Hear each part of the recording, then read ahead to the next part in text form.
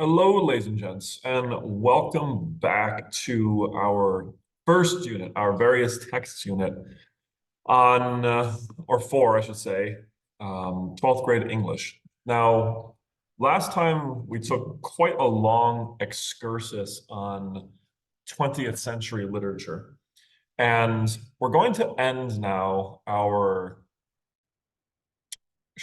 various text unit with a short story.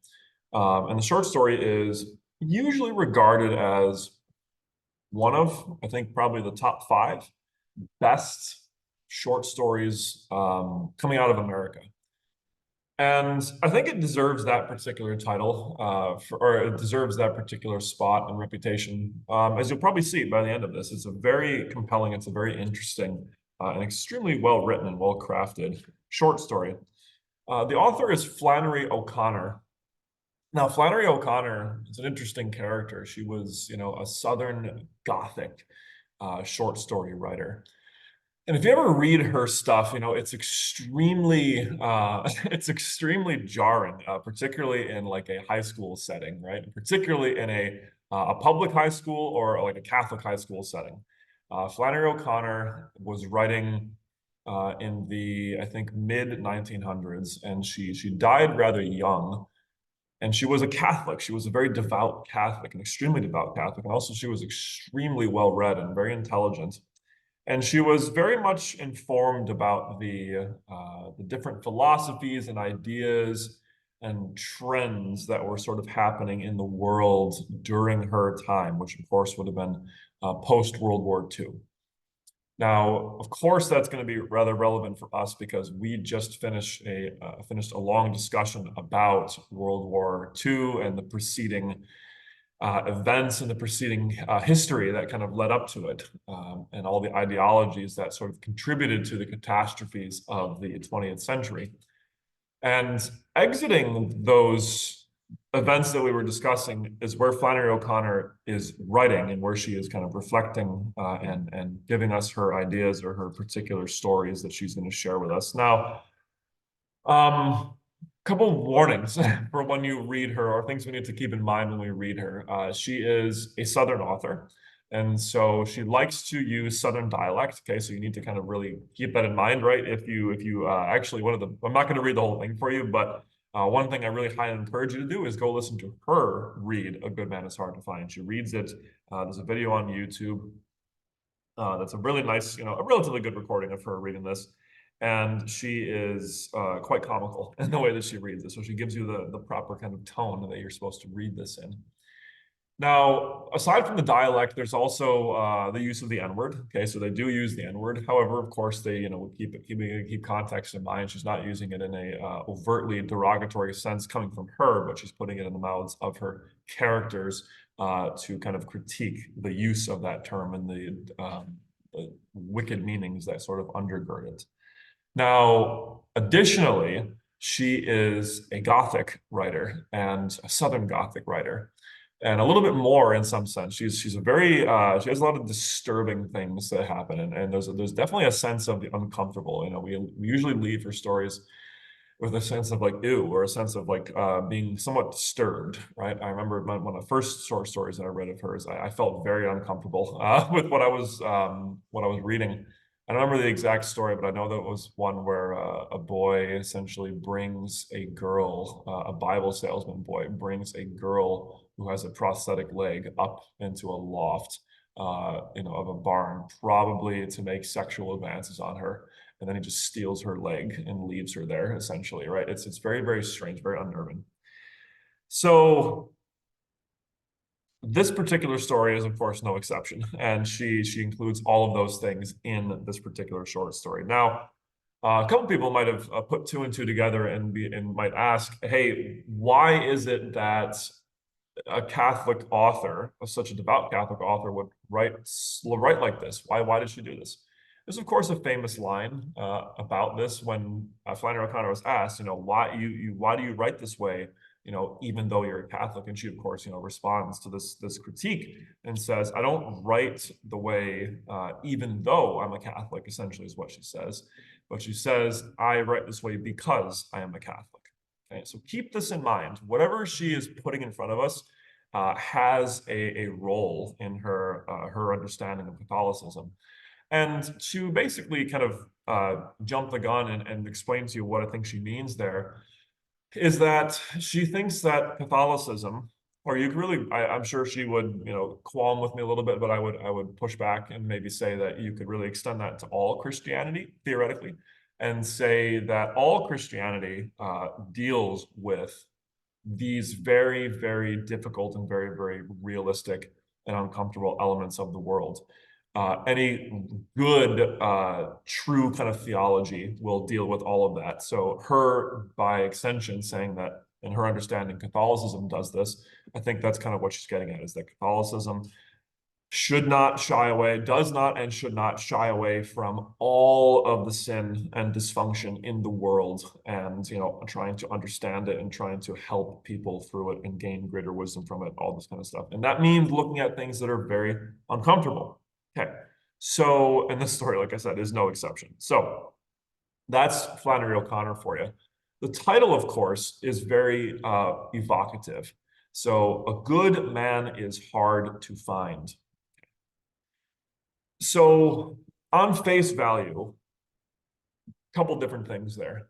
A good man is hard to find is an easy kind of, on face value, just an indictment or a critique of what?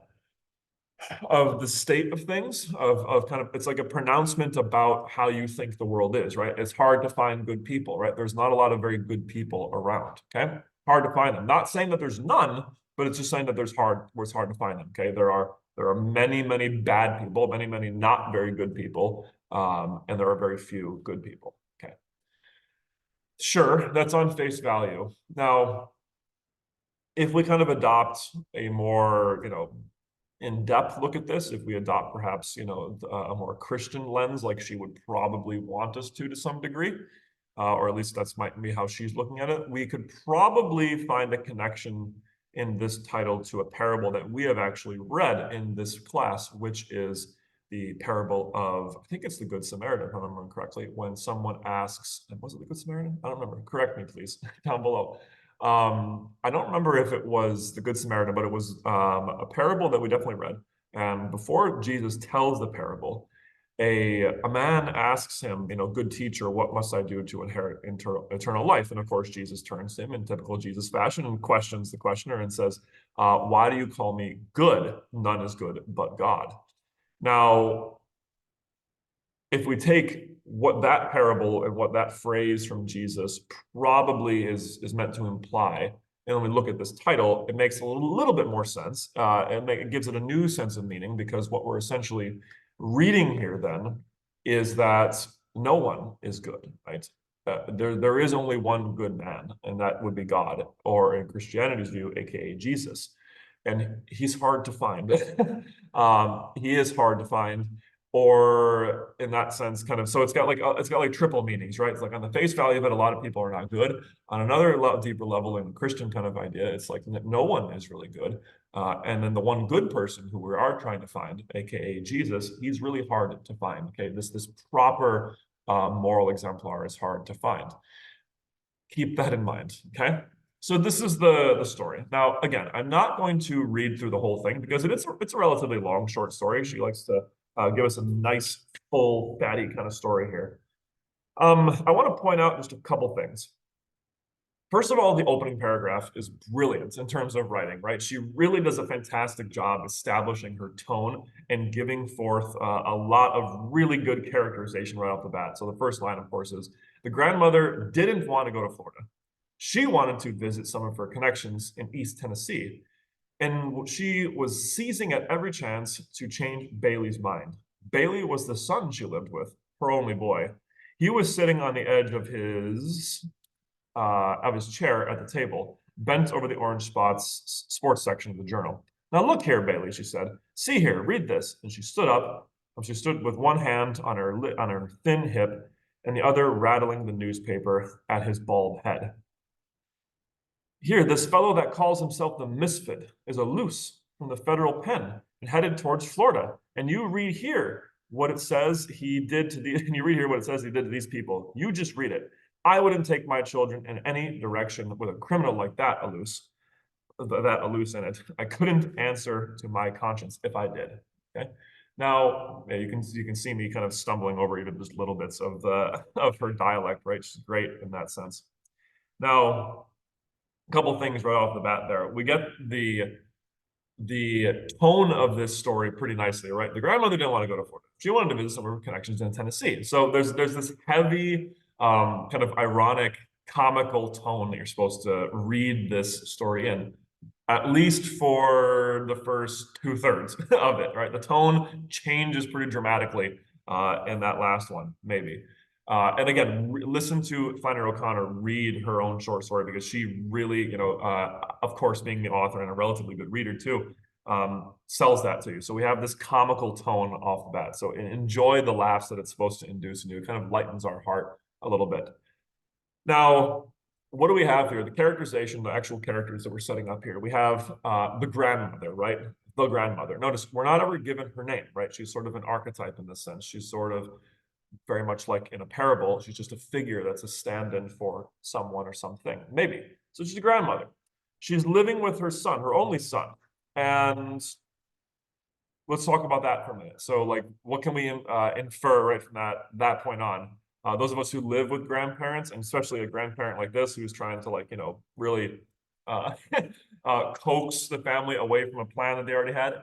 Maybe there's a little bit of resentment there. Maybe we're hinting at that, possibly. Bailey, what? She was trying to change Bailey's mind, all this kind of stuff. And she mentions the misfit, right? This character that apparently is someone who escaped from a penitentiary. Look at what he did to these people. He did these terrible things, and he's going to Florida apparently. Now, this introduces us to Flannery O'Connor's like overwhelming, foreshadowing that she's going to just be piling on us in this entire story. Okay, so we have the first mention of the misfit. And I don't want to go down to Florida. I want to go to Tennessee. Why? Because I mean, look at this. Like, there's this guy on the loose coming down to Florida. He's a murderer. All this kind of stuff. The misfit. Okay, sure. Bailey didn't look up from his reading, so she wheeled around them and faced the children's mother, a young woman in slacks whose face was broad and innocent as a cabbage. Okay, so notice Bailey's not looking up. Bailey's just kind of ignoring his grandmother. It's like, well, it's like, Charlie Brown. He just doesn't even want to listen to her, hinting at the family dynamic there. Okay, the children have been to Florida before, says the old lady. You all ought to take them somewhere for a change so they could see different parts of the world and be more broad. They've never been to East Tennessee, right? Again, I think that's comical. It's hard for us to kind of imagine this because maybe we travel a little bit more, but back then it's like, come on, ooh, East Tennessee, what a educational experience that would be for kids. Okay. Now we have let's see, the children introduced here, right? So we have a family with a guy, Bailey, right? The son, his mother who lives with them, Bailey's wife, and apparently their newborn child. And then we have these two kids. And who are the children? Let's take a look at them. So the children's mother didn't seem to hear her. She was not really listening to the grandmother. But the 8-year-old boy, John Wesley, a stocky child with glasses, said, "If you don't want to go to Florida, why don't you stay home?" He and the little girl, June Star, were reading funny papers on the floor. "She wouldn't stay at home to be a queen for a day," said June Star without raising her yellow head. "Yes, and what would you do if this fellow, the misfit, caught you?" said the grandmother. Right? The grandmother asked. "I'd smack his face," said John Wesley. "She wouldn't stay at home for $1 billion, June Star said, afraid she'd miss something. She has to go everywhere we go." "All right, miss," said grandmother. "Just remember the next time you want me to curl your hair." June Star said her hair curled naturally. Okay. So again, we get kind of a comical interaction between the grandmother and the children. We can see that the children are rather cynical already at this age, as we're going to see a little bit more, right? They don't really like having their grandmother around, and the grandmother, even poking them a little bit. So yes, and again, a mention of the misfit. What if the misfit caught you? Ironic foreshadowing, okay, pretty clearly here. All right, now let's take a look. Let's keep going. Now, we get the introduction also of one other little character, which is the cat. There is apparently a cat, right? So the grandmother was the first in the car, ready to go, and she brings in the car her cat. And of course, the cat's name is Pity Sing, okay? Possible significance, I'm not really sure. So we have our main characters introduced now before we are going to get on the road. And can we, identify anything? Can we go a little bit deeper? Can we play, etymologist for a minute? The grandmother, we mentioned her, nameless, right? Kind of more archetypal, parabolic sort of figure. We have the misfit mentioned, of course. The only other character that was named right off the bat was Bailey. Bailey, of course, means a wall, right? Kind of like a fortress enclosing a castle, a defensive fortress. Significance there, right? He is like a Bailey against something, possibly. Their son, their oldest son, his name is John Wesley, pretty obviously referencing a Christian figure. We have June Star, which not totally sure what that's referencing, but we have some, relatively significant names being thrown at us. And of course, yeah, the misfit, right? So a more archetypal term there. So they get in the car and they start driving. And then we actually get another little piece of kind of comical foreshadowing right off the bat. Let's take a look. The grandmother's clothes are described here, right? She's wearing beautiful clothes. In case of an accident, anyone seeing her dead on the highway would know at once that she was a lady, right? That she was a lady, right? So this is kind of, again, the narrator giving us some of her thoughts, right? The narrator getting some of the grandmother's thoughts, like, anyone's going to see me dead on the road, they're going to know that I'm a lady, right? All this kind of stuff, right? I'm going to dress fancy for today's trip, right? So they keep going, and the kids say this. Let's go through Georgia fast. We don't have to look at it much, said John Wesley. If I were a little boy, said the grandmother, I wouldn't talk about my native state that way. Tennessee has mountains and Georgia has hills. Tennessee is just a hillbilly dumping ground, said John Wesley. And Georgia is a lousy state too. You said it, said June Star.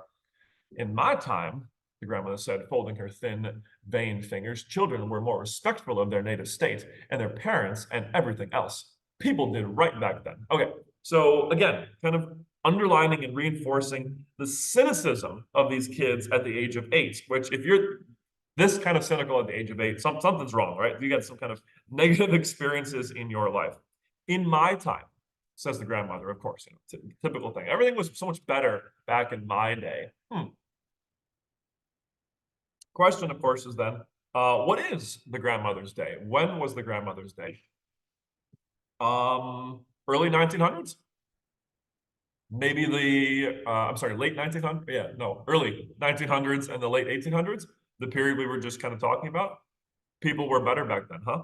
Maybe. All right. And she's going on about this. Things were so much better. And again, she's in the American South. So, of course, what does she then all of a sudden see? Comical timing. It's so much better. My generation was so much better, all this kind of stuff. Oh, look at the cute little pickaninny. And she sees a young black boy on the side, or the young black baby, essentially on the side of the road. And she says, oh, isn't he cute? Didn't have any britches on. He probably didn't have any, said the grandmother. And little, black kids, what's it called, in the country, don't have things like we do. If I could paint, I'd paint a picture like that, right? So showing her relative indifference, her kind of like attempt to make black poverty in the South, in other words, segregation and racism, a little bit more enduring. Like, oh, that's sweet, right? Isn't that kind of pretty? That's just like it was in my day, right? And all right, so kind of a little bit of overt racism, kind of dropped in there. Now, let's see. The grandmother and the family keep driving. And the grandmother is in this paragraph on I think it's the 3rd page here, right? Described, or I'm sorry, the 4th page is described as holding the baby for the mother and actually kind of getting along and having a little bit of fun with the baby, which kind of, again, underlines the reason I note it is because it sort of hints at a potential maternal characterization of her, that she does have some maternal instinct and some softness and kindness. Babies, right? She's having fun with the baby. Okay. Now it says occasionally he gave her a faraway smile. They passed a large cotton field with 5 or 6 graves fenced in the middle of it, like a small island. Look at the graveyard, the grandmother said, pointing to it. That was the old family burying ground that belonged to the plantation. Okay, again, referencing the kind of the plantation, the slavery days, right? But also like, oh, look, there are how many graves? 6, 5 or 6, right? Bailey, mom, the baby, and then the 2 kids, maybe 6, including the grandmother, right? So, good foreshadowing there. Where's the plantation? John Wesley asks. Gone with the wind, said the grandmother. Haha. So she's making kind of jokes again, kind of showing that she can be a little bit playful, at least with children to some degree. Okay. So they keep on going and they get to Red Sam's gas station. So they come on down to Red Sam's gas station. They kind of sit with him and talk for a bit. And we get the probably the titular discussion of the short story. They sit with him and let's see. Blah, blah, blah, blah, blah. The mom comes in. The children's mother put a dime in the machine and played Tennessee Waltz. The grandmother asks Bailey, her son, if he wants to dance. He just glared at her, right? Kind of showing the, again, really, really severe, seething kind of passive aggressive fiction beneath the mom and her son here, unfortunately, right? Bailey and the grandmother. And Red Sam's wife comes out. Red Sam, the owner of the place they're at. Red Sam's wife. Ain't she cute? Talking about June Star. Would you like to come be my little girl? No, I certainly wouldn't, said June Star. I wouldn't live in a broken down place like this for $1,000,000. And she ran back to the table. Ain't she cute? So the woman repeated, stretching out her mouth politely. Aren't you ashamed? Hissed the grandmother. So again, showing us these kids are just brats, like, really not being raised terribly correctly, which again is showing us we're kind of again foreshadowing for us what we're about to discuss with Red Sam, which is one of the major themes of this particular short story, which is what the title was hinting at, that it's hard to find good people. Keep that in mind, okay?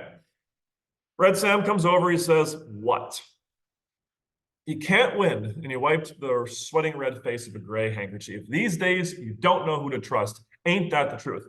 People are certainly not nice like they used to be, said the grandmother. Two fellers came in here last week, said Red Sam, driving a Chrysler. It was the old beat-up car, but it was a good one, and these boys looked all right to me. They said they worked at the mill, and I let them fellers charge the gas they bought. Now, why did I do that? Because you're a good man. In other words, these guys, charged the gas and they left. They didn't pay for it, right? They kind of dined and ditched at a gas station, essentially. Because you're a good man, the grandmother said it was. Yes, I suppose so, said Red Sam, as if he were struck with an answer. His wife brought the orders, carrying 5 plates all at once with a tray, 2 in each hand. It isn't a soul in this green world of gods that you can trust, she said. And I don't count nobody out for that. Not nobody, she repeated, looking at Red Sam.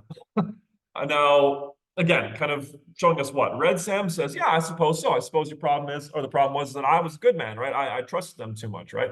And then the wife comes over and says, yeah, you can't trust anybody, can you? Looking at her husband, showing, again, that he's not a good guy either, right? Grandmother says, did you read about that criminal, the misfit that's escaped? Asked the grandmother. Okay, so third or so mention of this guy. I would be a bit surprised if he didn't attack this place right here, said the woman. If he hears about it being here, I wouldn't be none surprised to see him. If he hears it's 2 cents in the cash register, I wouldn't be at all surprised if again, she's almost like wishing that he comes and kind of shoots up the place, and her husband, right? Yikes. So yeah, that'll do, right? She goes and gets the orders. In other words, shut up, lady, go get the food. Jeez. Now, here we get the titular discussion, of course. A good man is hard to find, Red Sammy said. Everything is getting terrible. I remember the day that you could go off and leave your screen door unlatched. No, I'm sorry, not no more. He and the grandmother discussed better times. The old lady said that in her opinion, Europe was entirely to blame for the way things were now. She said that the way Europe acted, you think we were made of money and Red Sam. And Red Sam, it was no use talking about it. She was exactly right. The children ran outside into the white sunlight and looked at the monkey in the lace, blah, blah, blah. Okay, so a good man is hard to find. Everything is getting terrible. Okay. So what is Flannery O'Connor referencing here? She's referencing the moral decay of the culture at this particular time. Maybe. Or is she referencing the fact that people think that there's a moral decay?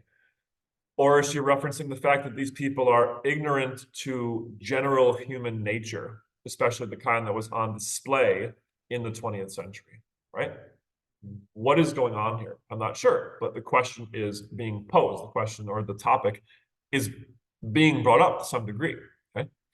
The old lady said in her opinion, Europe was entirely to blame for her. So the grandmother blames everything on Europe, essentially. No, it's all those Europeans' fault, right? It's the whole the Nazis and the communists and all that kind of stuff. It's their fault. Okay. So interesting, right? Shifting blame away to other people. Now they continue to drive. Grandmother's taking naps. They're outside Toomsboro, right? More foreshadowing, right? And the grandmother remembers that there was this house, that she remembered, and she's like, "Oh, we should go see it." And we could just go off for like 20 minutes. And the kids, of course, are like, enthralled to see this, like, "Oh, look at this, like, something new, a house with like a hidden latch. We've never seen it, all this kind of stuff." And they start yelling, right? Yelling at the kids or yelling at their father. And he's just kind of like about to say no. And they all start, banging. They start kind of throwing a tantrum. And he says, "All right." And he shouted and drew the car to a stop on the side of the road. "Will you all shut up? Will you all just shut up for 1 second? If they don't shut up, we won't go anywhere." All right. So dad kind of like bursts a gasket, right? "It would be very educational for them," the grandmother murmured. How? Educational how? Like, going to see some random house in the middle of Tennessee where she used to live. How is that educational? I don't know. So sure, sure, sure. Education. And they keep going. Okay. They keep going. And we're told as they're driving along on this dirt road, this off-road place where the grandmother's leading them, it's hilly and there were sudden washes in it and sharp curves and dangerous embankments. Okay, so foreshadowing, dangerous road. They're going, they're going, they're going. And what happens? Grandmother remembers, in short, in the middle of her drive towards this house. Oh, wait, it wasn't actually there, right? And we're not told this yet, but she remembers, and then she kind of leaps up. She's like, "Ah," and the cat jumps off her, lands on the neck, basically, the shoulder the Bailey, the one who's driving, and he drives off the road. And we're told they had a pretty nasty accident because the cat, jumps on him. The car kind of, flips over and starts to go forward. The kids are thrown out of the car. The mother and the baby are thrown out of the car, and the grandmother is thrown like into the dashboard, essentially. Okay, so pretty nasty accident. And then what happens? The mother, the kids are yelling, "We've had an accident." The grandmother was curled up under the dashboard, hoping she was injured so that Bailey's wrath would not come down on her all at once, right? Like, like she's like, "He's going to be so mad. I hope I'm injured." Ugh. Okay. She remembers it was in Georgia. The house is in Georgia, not Tennessee. All right. So the children are like, "Yay, we've had an accident. Cool, cool, cool." How amazing, right? Frenzy of delight. And it's just like, again, just, not really terribly educated or mature kids here. The mother has a dislocated shoulder, kind of showing like that everybody here is pretty nastily injured, but nobody's killed, June Star said with disappointment as the grandmother limped out of the car. Right, like, "Oh, dang, grandma didn't die." They all sat down in the ditch, except for the children, to recover from their shock. They were all shaking. "Maybe a car will come along." Okay. "I believe I have an injured organ," said the grandmother, pressed her side, but no one, answered her. So we get this description. The road was about 10 feet above, and they could see only the tops of the trees on the other side of it. Behind the ditch they were sitting in, there were more woods, tall and dark and deep. In a few minutes, they saw a car coming. So before this, we have the scene, like kind of the essential setting of this particular story set up. We have a ditch, trees in the background, and also in the foreground. So we have essentially circular trees around them. They're in a ditch. And as we're going to be told soon, the sky is crystal clear. Okay. And that's going to be commented on a couple times, right? You're going to be in a deep place, and every time you look up, you see blue. So a basin with blue. Keep this in mind. Okay. A car comes by, and of course, it turns around. People step out. There's three guys. One of them is shirtless. Two of them are not shirtless. One has a hat on. One is kind of fat.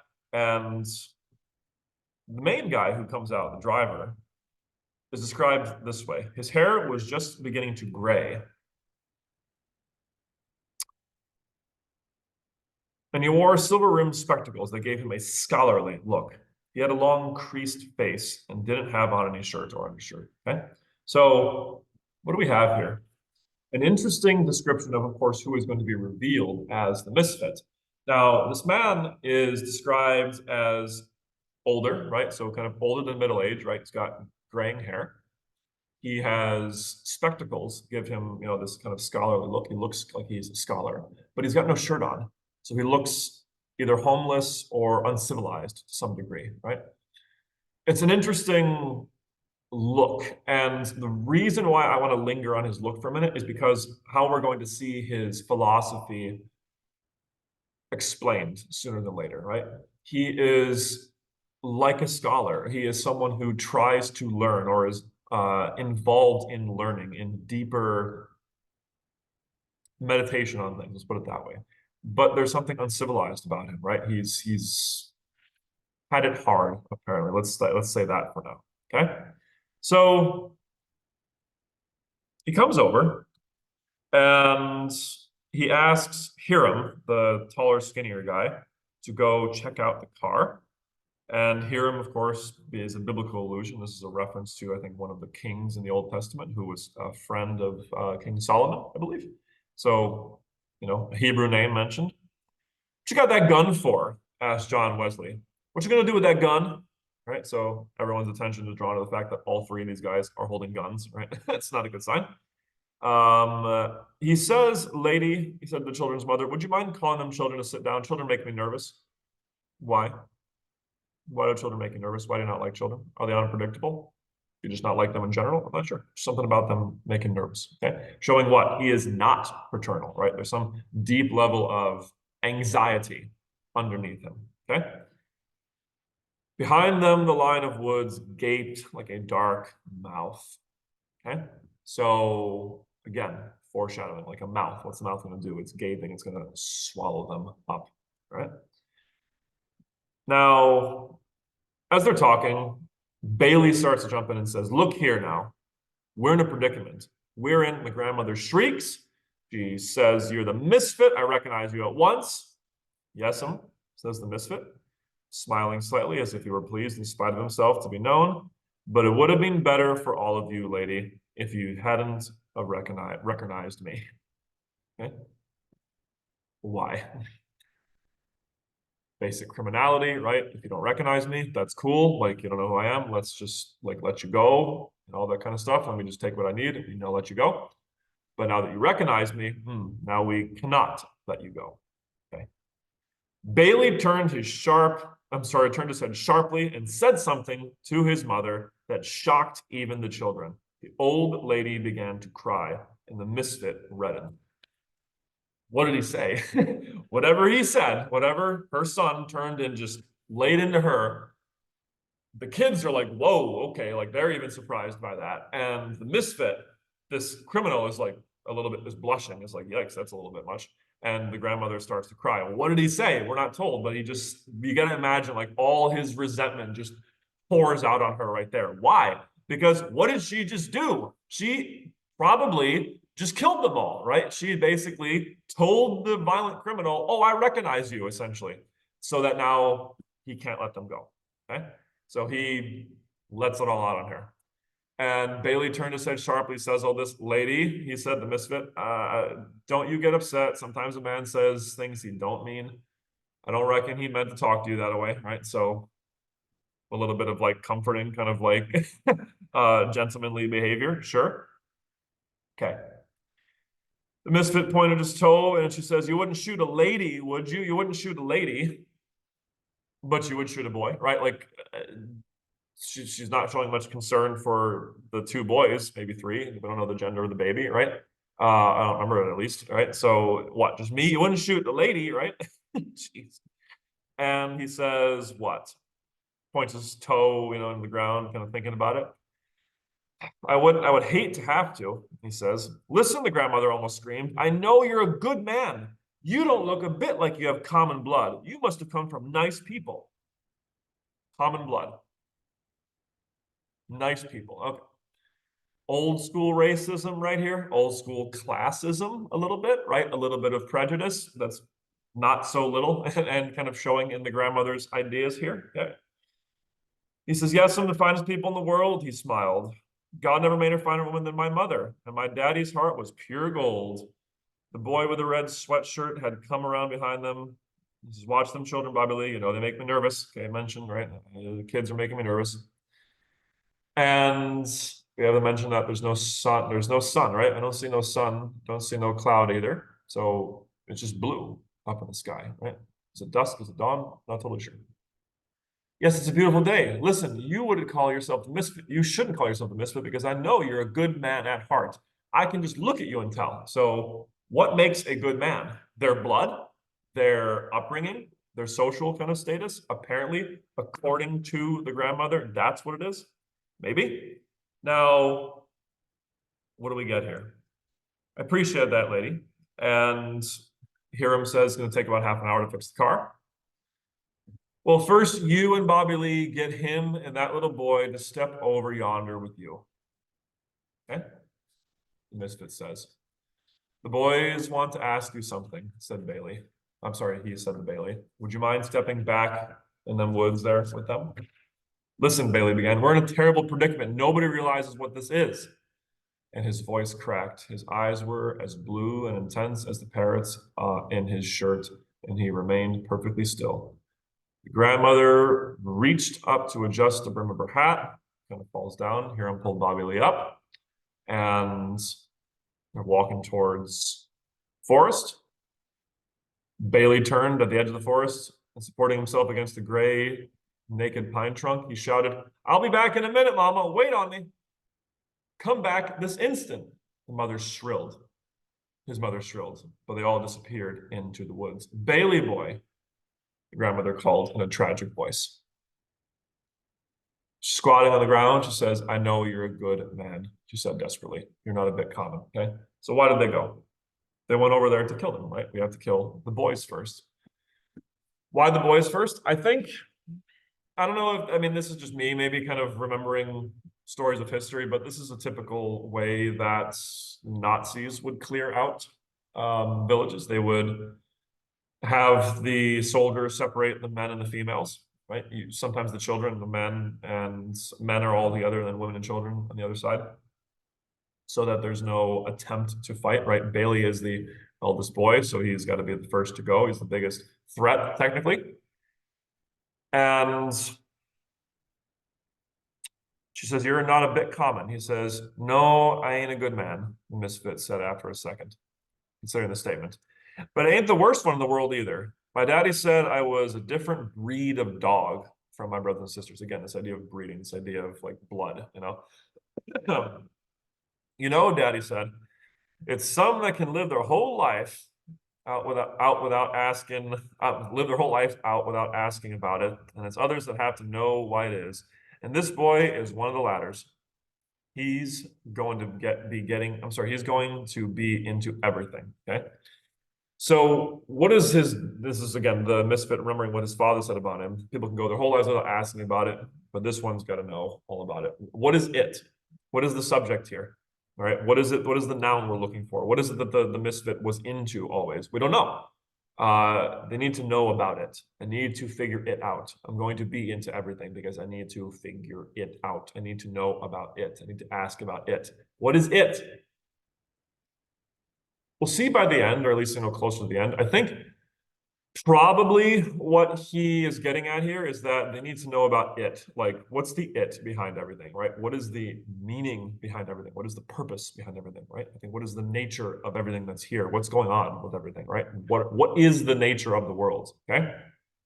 So again, kind of linking back with that idea of this guy being at least associated through imagery with scholarliness, maybe, okay? And he says, what, speaking of which, as soon as he says this, I'm sorry, I don't have a shirt on before you ladies, right? So, you know, he adopts that kind of more gentlemanly, more kind of civilized demeanor. Sorry about that. And she says, it's perfectly all right. Bailey has an extra shirt in the suitcase. He's like, I'll look directly. Where are they taking him? The children's mother screamed. Daddy was a card himself, the misfit said. You couldn't put anything over on him. He never got in trouble with the authorities, though. He just had a knack of handling them. So notice how the subject of the sentences in the dialogue is going everywhere, right?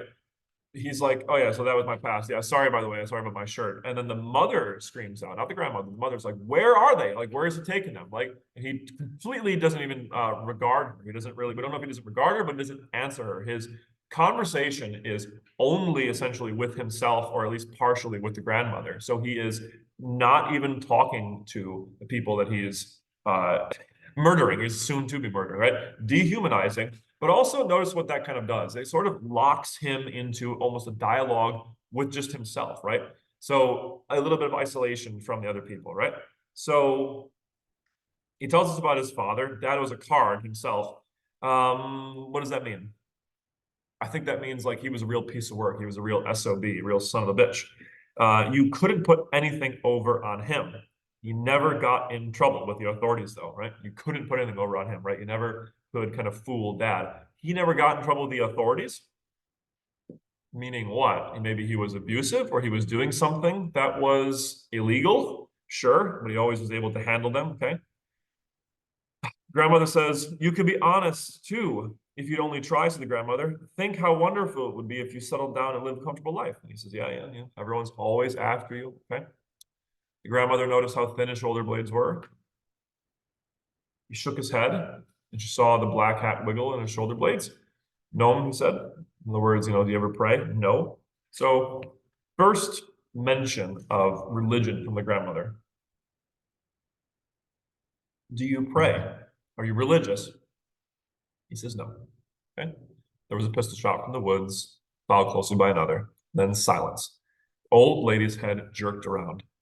She could hear the wind move through the trees, the treetops, like a long, satisfied in-suck of breath. Kind of like a sigh, like a last breath, right? Bailey boy, she called. I was a gospel singer for a while, the misfit said. I've been most everything. Being in the armed service, being on land and sea, being at home and abroad, seeing all this kind of stuff, as he's going to say. So he's been to war. He's been a churchgoer, right? So he's been through the war. So he's a veteran, apparently. Okay. And he says at last, I even seen a woman flogged, right? So I've seen really terrible things too. Pray, pray, the grandmother begged. Pray, pray. I never was a bad boy that I remember of, the misfit said in an almost dreamy voice. But somewhere along the line, I done something wrong and got sent to the penitentiary. I was buried alive. He looked up and held her attention to him by a steady stare. Okay. So he's telling her he went to prison, and it feels as though he were, quote unquote, buried alive. Okay. We have a little bit of reference there, I think, with the dialogue and the imagery, right? They're both essentially buried here, right? They're both in a ditch. That's when you should have started to pray, said the grandmother. What did you do to get sent in the penitentiary in the first place? In the first time, rather. Turn to the right, it was a wall, the misfit said, looking up again at the cloudless sky. Turn to the left, it was a wall. Look up, it was a ceiling. Look down, it was a floor. I forget what I'd done, lady. I sat there, trying to remember what it was I'd done, and I ain't recalled it to this day. Once in a while, I would think it was coming to me, but it never come. So, again, kind of interesting background on him. And he describes this, penitentiary, being in prison, essentially, like being enclosed, being buried alive, right? He's kind of like entrapped. And my mind, when I heard that, immediately went to something like solipsism, went to like a prison, right? Prison of the mind, right?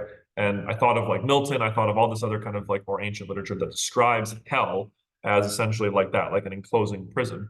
Is she referencing here Jean-Paul Sartre's No Escape? This play about people who are in hell, where it's essentially just a room with other people with you, that you kind of will not leave, or you refuse to leave. You kind of just want to stay there and torture each other. Maybe is she referencing this idea of solipsism again? This idea that he's essentially kind of trapped in his own world, as his dialogue almost partially sort of makes us think. Maybe is she referencing the quote unquote four walls of materialism, the prison of materialism, the prison of a materialistic worldview? Perhaps the only reason I'm saying leaves with that is because the discussion of religion has been brought up. She's a more religious person, or she's at least claiming to be a religious person, right? As we can probably tell, is very hypocritical, or at least very inconsistent. Not a very good Christian so far, and he's not. So as we're going to see, he's very much a nihilist in some sense. Okay, so that's why I'm thinking about the materialist prison, right? And by materialist, I mean someone who does not believe that there's anything outside of the material world, right? So we are essentially, according to materialism, we are just locked into the flesh and locked into the material, the empirical, the scientific. There's nothing supernatural about the world. There's no soul. There's no, real true beauty or true goodness outside of the material world. It's all just kind of atoms dancing around. Okay, as you can see, kind of like that could produce rather a sense of being essentially in a prison, right? So yeah, there's this idea. Now, the misfit sneered slightly. He must have done something, must have stolen something. Nobody had anything that I wanted. It was the head doctor at the penitentiary said what I had done was kill my daddy, but I know that for a lie. My daddy died 19 in an epidemic, right? So, so a head doctor, a psychiatrist, was listening to him in the penitentiary and said, "You've killed your father." Now, two things, like, did he actually do it and he's misremembering it? He seems to be pretty certain that he did not. So is he insane? Maybe. Or is this idea that you killed your father, is that a rather veiled reference to Freud?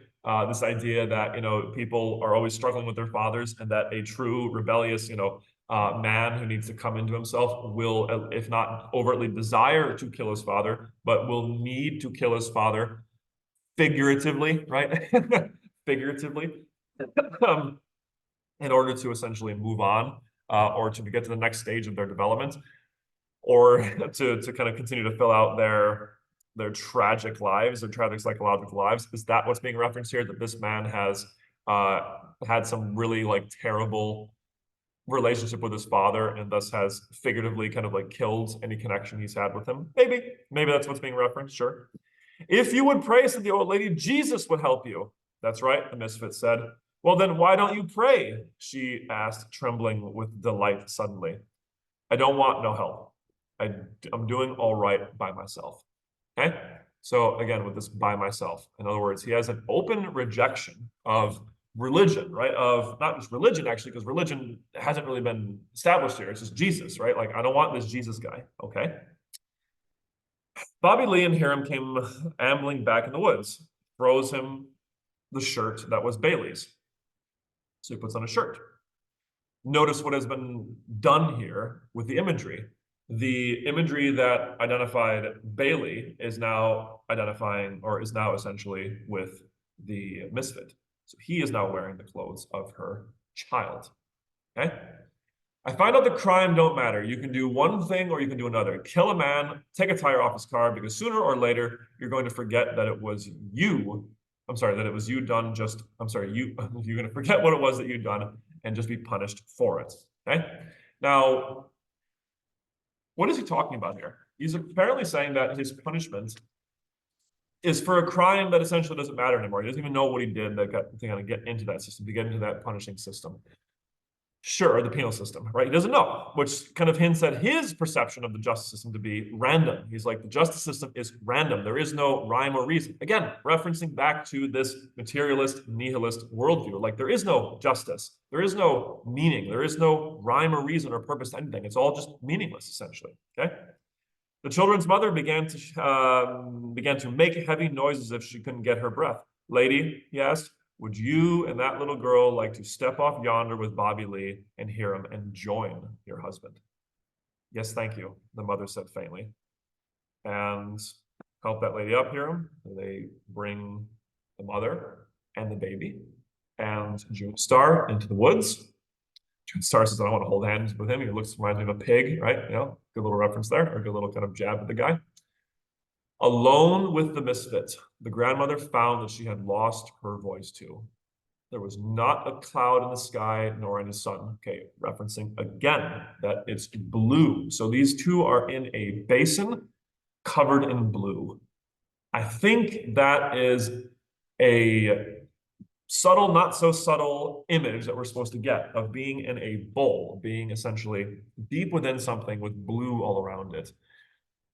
Looks like baptism. Looks like a basin of water. So these two are going through some form of change or some form of baptism here.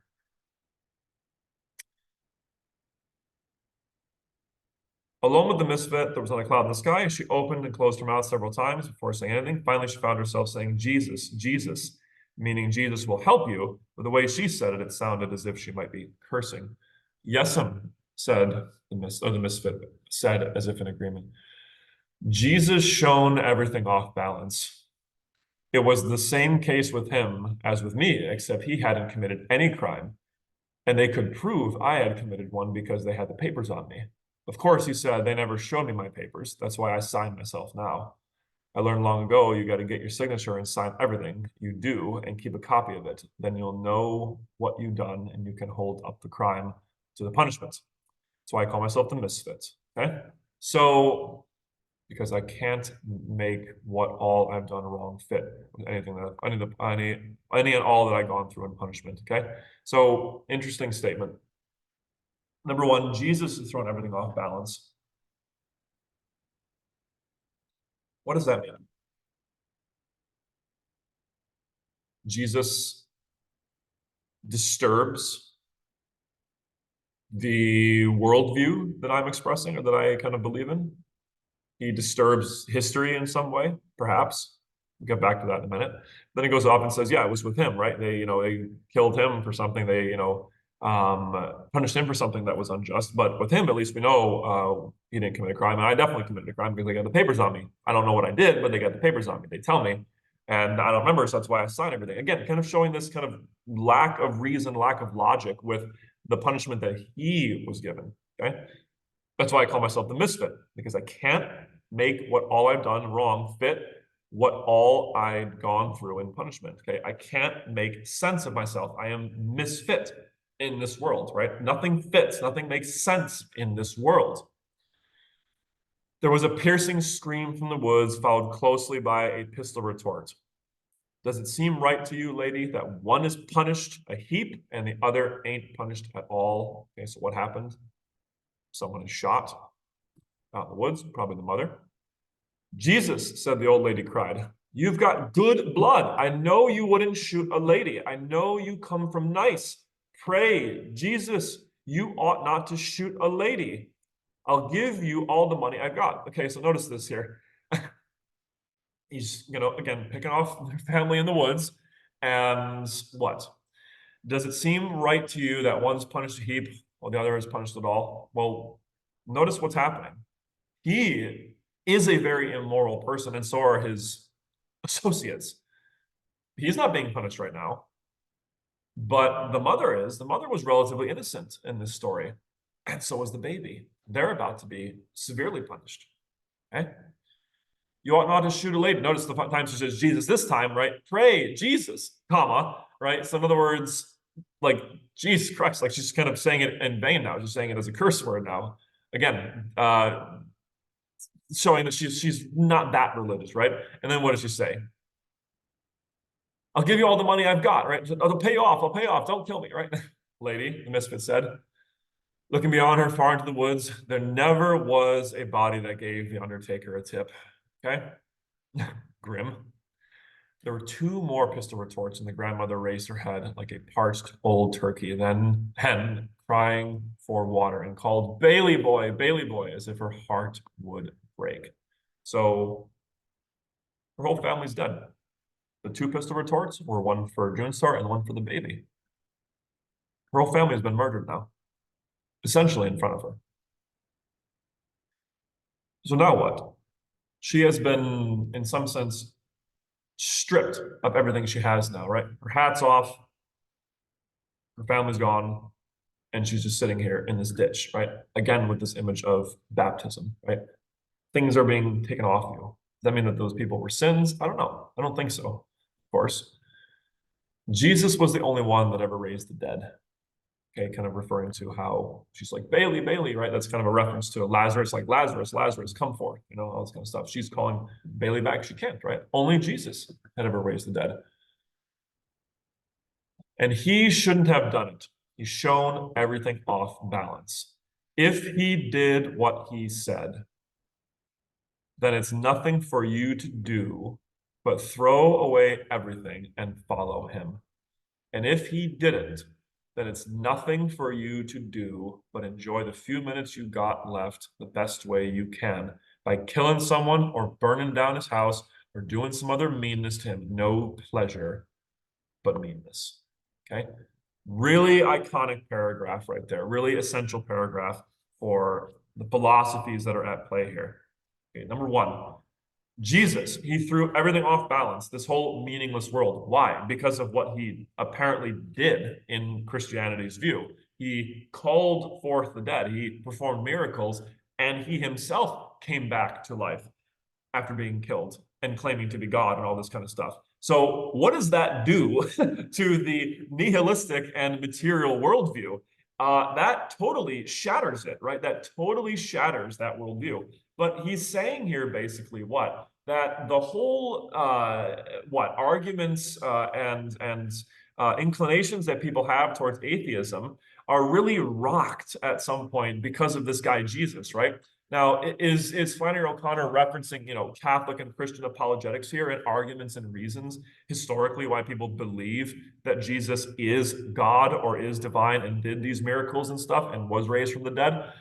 Maybe. Is that what we're referencing here? But I don't know. I think it's in some sense maybe a kind of like C.S. Lewis is saying, or has said, and I think she probably had to be familiar at least to some level with C.S. Lewis when when she's saying this or when this is going on, which is essentially that this point that Jesus is really a weird figure because you essentially have this character, as at least the Gospels depict him, as someone who comes on the scene and says, "Hey, essentially, I'm God, and watch me prove it," in a much more extended way.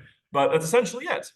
And how you respond to that essentially determines your worldview in some sense. So he is throwing everything off balance. Like he is almost like the point of gravity of people's worldviews, right? Do you believe Jesus or do you not? If you do believe Jesus, right? If he actually did what he did, as the Misfit says, it's nothing to do but throw everything you have away and follow him. Throw everything away, right? Throw your, not just your materials, as the Gospels kind of illustrate sometimes, but also throw away what? All of your sin, throw all of your lesser nature, your kind of weak and sinful nature away, and all of your other desires, and follow him. Okay, essentially devote yourself entirely to him.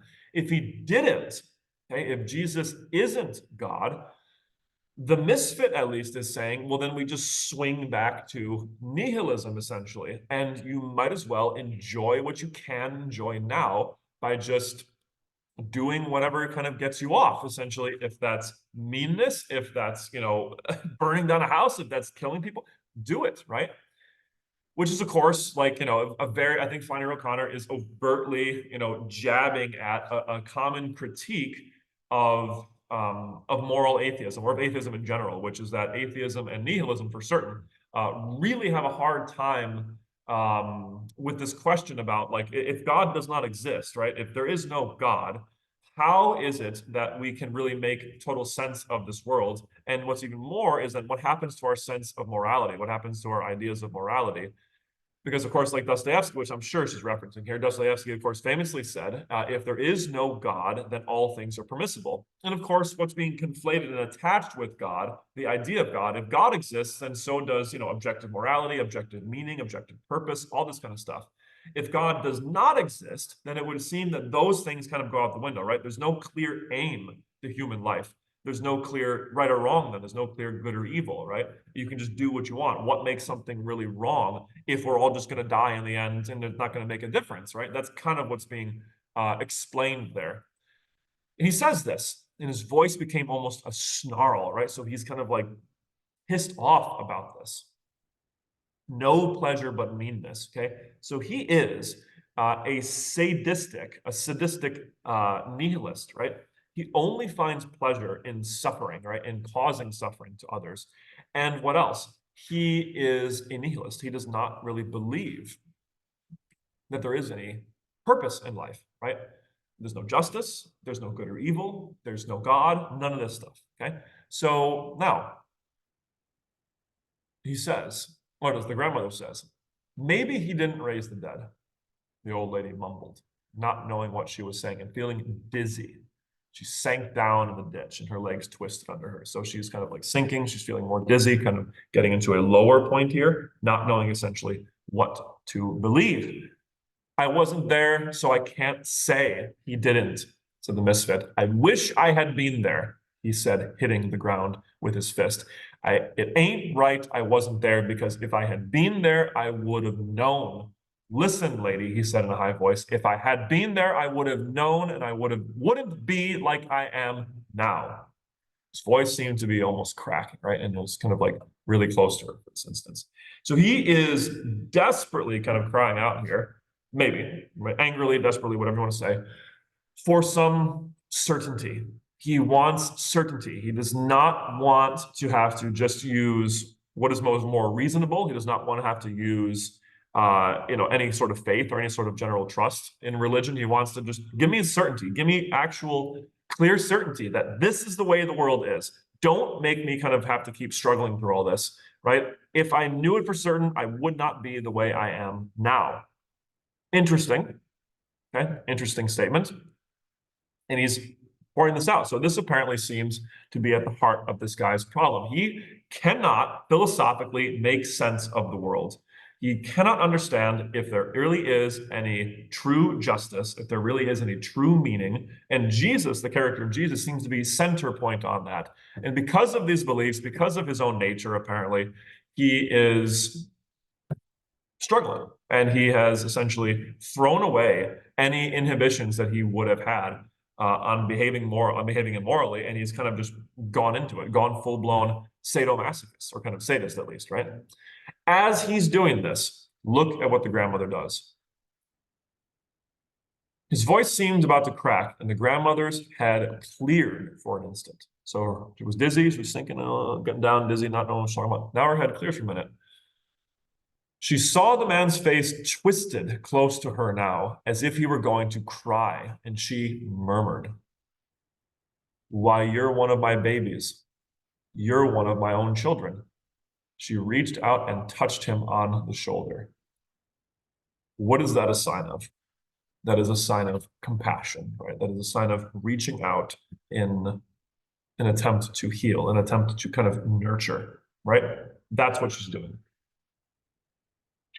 She is showing him grace, if you want to call it, right?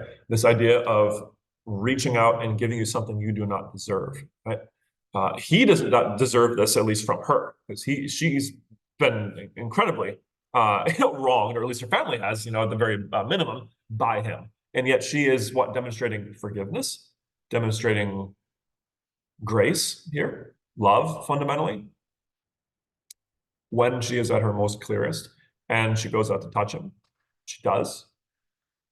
Notice she touches him, by the way, on the same place where Bailey was scratched by the cat, right? Is there meant to be a connection there, right? The cat is named Pity, and they both kind of, touch this. And as a result of being touched, or being kind of like, the cat lands on the shoulder, she touched him on the shoulder, the cat caused an accident. What does he do when he's touched? The misfit sprang back as if a snake had bitten him and shot her 3 times through the chest. Then he put his gun down on the ground and took off his glasses and began to clean them. Okay, so just unloads into her. And why, by the way, why does he do this? Is it because she scared him? Is it because he was anxious, like he has that anxiety thing going on? Is it because she kind of broke through some part of his shell, right? She threw him off balance, right? Maybe. And that just really kind of burns him, right? It's like, freaking him out. It says as if a snake bit him, right? It's like, it's pity, right? It's someone expressing pity towards him. Hiram and Bobby Lee returned from the woods, stood over the ditch, looking down the grandmother, who half sat and half lay in a puddle of blood, with her legs crossed under her like a child's, and her face smiling up clouds at the cloudless sky. So she's down here. She's now what? She's laying down and half sitting, half laying, almost like kneeling, right? Like as if she were kneeling. Now she's laying down in a puddle of blood. Is there any, coincidence, right? That we're discussing baptism in a basin, and now it's blood in the basin, right? A symbol of life, a symbol of forgiveness, right? The blood of Christ, shed for forgiveness. I don't think it's an accident, right? So that image is there. Without his glasses, the misfit's eyes were red-rimmed and pale and defenseless looking. So notice this, without his symbol of intellect, he looks what? He looks defenseless, right? Red rimmed, right? Really kind of like crying all the time, or kind of just suffering and defenseless. Okay. So it's almost like what? Beneath that more intellectual idea, like, oh, if I knew, if I had all this certainty kind of stuff, beneath all of that is just a suffering child, right? Someone who is in pain, or someone who is yeah, just suffering deep down, right? Take her off and throw her where you shown the others, he said. Pick up the cat that was, I'm sorry, he said, picking up the cat that was rubbing itself against his leg. Okay. She was a talker, wasn't she? Bobby Lee said, sliding down the ditch. She would have been a good woman, the misfit said, if it had been someone there, if it had been someone there to shoot her every minute of her life. Okay. Let me get the last lines. Some fun, Bobby Lee said. Shut up, Bobby Lee, the missive said. It's no real pleasure in life. Okay. So what do we have here? The cat goes to be with him now, right? The cat here, what? Wants to be with him. He picks it up, he takes it with him. So now notice he is almost an image of Bailey now. He's had the cat with him. He had the shirt on, and anger towards the mother, all this kind of stuff. But the cat is with him now, and they have a better relationship apparently, right? Because he likes the cat. The cat who who is an extension of the grandmother, right? Because it was with her, it was her cat. So her pity now is with him, literally. Okay, and he keeps it. He doesn't get rid of the cat like Bailey did, right? Bailey kind of threw it away against the tree, pretty mean, right? He keeps it now, okay? She was a talker, wasn't she, right? She would have been a good woman. So potential of goodness in her, if what? If it had been someone there to shoot her every minute of her life. If there had been someone to shoot her, and if there had been someone to show her what? Reality, right? To really live in the real world when things really do matter, when death is right here, when your mortality is right there. In other words, a memento mori, a very typical Catholic thing, right? What is the famous Catholic prayer? The Hail Mary. Hail Mary ends with what? Now, pray for us now at the hour of our death, right? So you are contemplating. Catholics contemplate their death every time that they say that. At least they should, right? If they're doing it right. So death, the presence of death, the reality, the acknowledgement of your mortality and all this other stuff makes you a better person, kind of grounds you in the true and real world. And what? Brings out your true colors. And what are her true colors? That's the baptism kind of done. It wiped away all that other BS, and it showed what? That she was deep down, she had a true kind of grain of, or a true seed, you should say, of compassion and love. And it was helping it come out, okay? Some fun, Bobby Lee said. Shut up, Bobby Lee. It's no real pleasure in life. Well, hold on a second, totally contrasts what he just said above. When he was ranting, he said, it's the only real pleasure, is meanness. Meanness is the only real pleasure. Now he says there's no real pleasure in life, okay? Now, does this signal that he is changing somewhat? That he's getting less pleasure out of what he's doing? Possibly. Does this signal to us that what he was saying before is just kind of a persona, like an angry persona, a rant, and that in reality, in the true face of nihilism is that there is no pleasure, right? And there is no true pleasure because, nihilism does that, right? It sucks the meaning out of everything. It sucks the joy out of everything. So literally, maybe, right? I think it's both. It could be both, okay? So that's a good man is hard to find, right? Really interesting short story. Now, really quick look at the questions. How are the grandmother and her family characterized up until they meet Red Sam?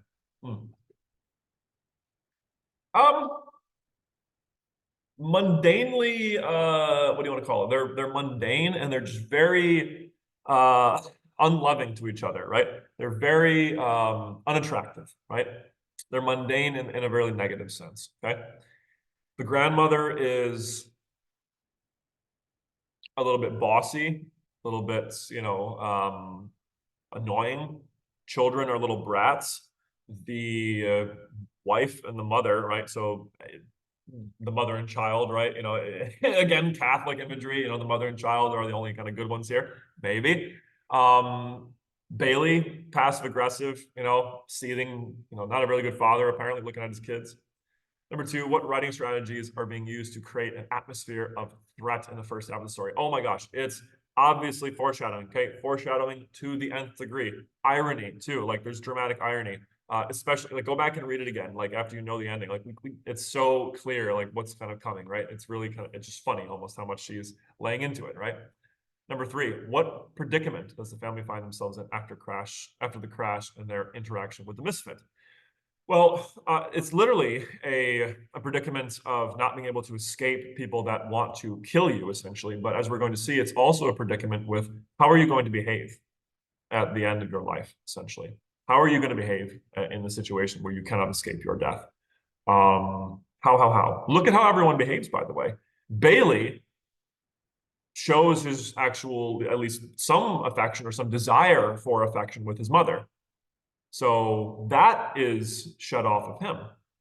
The son, John Wesley, goes with his father, right? He grasps his father's hand and goes with him, showing some connection with his own father. The daughter shows sass towards the people who deserve sass there, right? The misfit and his men, okay?